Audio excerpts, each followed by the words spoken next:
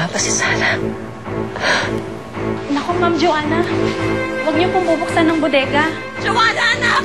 Tulungan mo ako! Kabilin-bilinan po ng daddy niyo na pabayaan lang po si Ma'am Vina sa loob. Bebang! Nandito ako sa kwarto!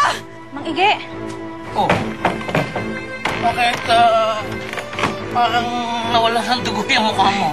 Po, kasi po wala po si Ma'am Vina. Tulungan niyo ako makawala dito! Mauna na ako, ha? Opo. Anak! Diba? Ano yan sa'yo? Vina! Vina! Kailangan malaman kung mo talaga tunay na anak ko si Sarah Montesa. Totoo lahat ng sinabi niya sa inyo. Anak mo si Sarah. Kaibigan siya ni Sarah, Vina. Nasaan ba si Sarah? Sa apartment po niya yun. Pwede bang samahan mo kami? Gusto ko sana makita ka na. May mahalagang pakay ako sa iyo, Sarah. Ano po yun?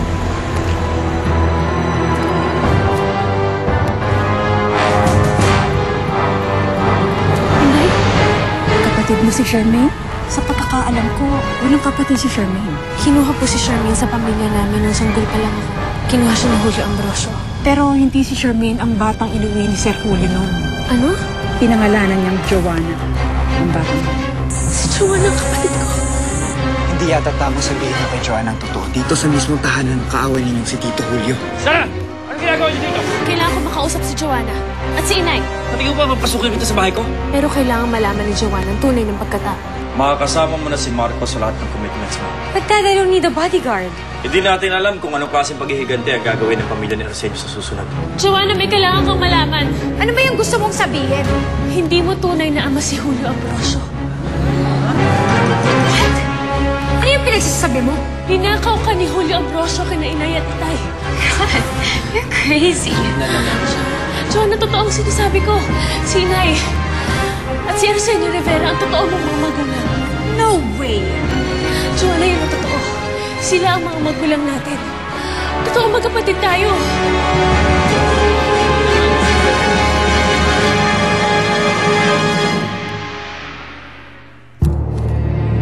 Sinungaling ka! Hindi totoo yung sinasabi mo! Joanna, maniwala ka sa akin. Hindi mo tunay na ama si Julio Ambrosio. Tama na, Joanna. Hayop ka! Bawiin mo yung sinasabi mo! Bawiin mo! Tay, kamusta na ako kaya si Sarah? Nag-aalala na ako sa anak ko eh. Tay, maniniwala ko kaya si Joanna sa kanya. Malayong paniwalaan ng batang yun ang sasabihin ni Sarah. Hindi ko papawiin ang mga sinabi ko dahil totoo lahat ng yun. Si Vina Montesa at si Arsenio Rivera ang tunay mong mga magulang. Kapatid kita, Joanna. At hindi magbabago yun. Pero tay, wala ho bang lukso man lang ang dugo sa kanya si Joanna? Paano niya makaramdaman yon? Mortal na magkalaban yung dalawang yun eh. At saka hindi ganun kadali isuko ni Joanna ang paniniwalang ama niya si Julio. Si Julio nagpalaki sa kanya. At mabait naman tingin niya dito. Wala akong amang kriminal. At wala akong nanay ng lokal-lokal. Palabasin niyo yan! Palabasin niyo yung mga yan! Hindi ako titigil. Joanna, papatunayan ko sa'yo na magkapatid tayo. Kaya ako susuko hanggat hindi mo na nalaman ang totoo. Well, nag-aaksaya ka ng panahon. Dahil kahit anong gawin mo, kahit maglumpasay ka sa harapan mo, hindi ako maniniwala na kapatid kita. Palabasin niyo na yan! Palabasin niyo na yan! Labas nyo na yan! Nagpapaliwanag lang naman eh. Bitiwan niyo siya! Nakulpas siya eh! Sinabi na bitiwan niyo siya eh! Hindi kakasuhan ko kayo lahat dito! Palabasin niyo na! Umalis ka na dito! Sana mabuti pang umalis na. Joanna, let's go. Joanna! Joanna! Joanna, maniwala ka sa akin, Joanna! Magkapatid tayo! Joanna! Sana may ipapangano sa kanila natin paniwala.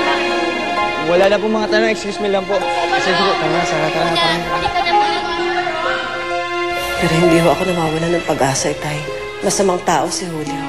Lalabas at lalabas din ho ang totoong kulay niya. Pero magaling magpaikot ng tao yan si Julio. Akala mo ba hindi pa nalalaso ng Julio yun yung isip ni Joanna? Eh siya yung nakagisingan niyang magulang. Lahat na sabihin ni Julio, pinaniniwalaan ni Joanna. Kanya mahihirapang maniwala si Joanna sa sasabihin ni Sarah.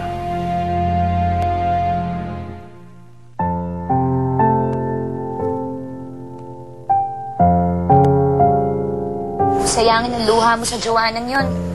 Kung ayaw niya maniwala, di bahala siya.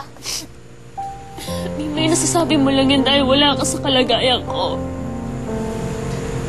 Sarah, nagawa mo na ang lahat ng kailangan mong gawin.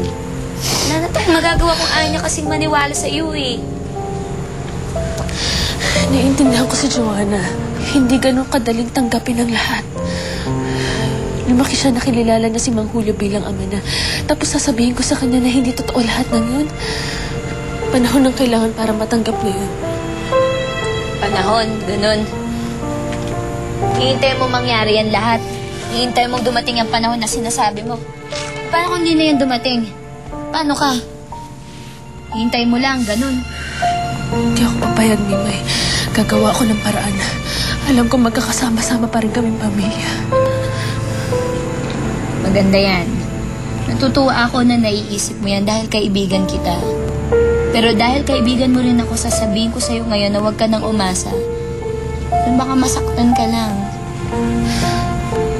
Mimay, titiisin ko kahit anong sakit. Paniwala ko lang si Joanna. Alam ko may paraan pa. Hindi ako papapayaan ng Diyos.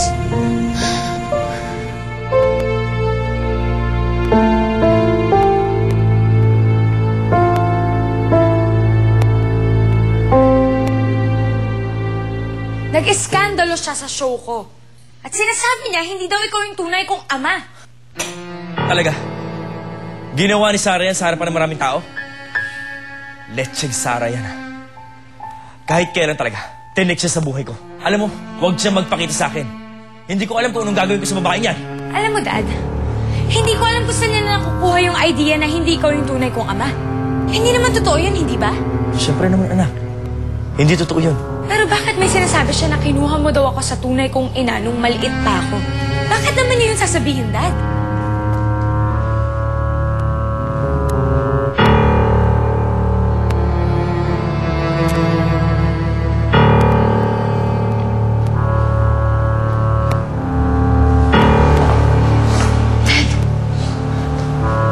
Hindi naman totoo yung sinasabi ni Sarah, ha? Totoo mo akong anak, hindi ba?